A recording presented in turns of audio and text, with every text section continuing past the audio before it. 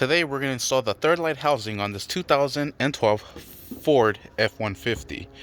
Alright, we just replaced all of these light bulbs. This one was cracked. Now let's go ahead and mount this housing into place. Let's put these light bulbs right into place like so and secure them where they need to go. Alright, perfect. Now let's go ahead and slide this right where it sits. Let's use the 2 Phillips screws that hold this down and put these into place. Oops, sorry. Let's go ahead and use a Phillips screwdriver to secure these down. And just drive them all the way down.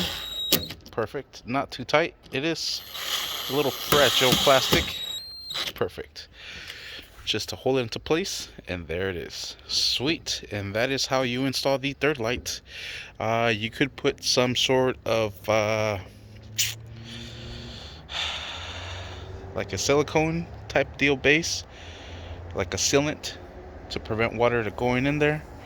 I did it on this one because I don't have it. It's not my truck. Anyways, so let's go ahead and finish up the video. That's how you do that. Thank you for watching. Please like and subscribe.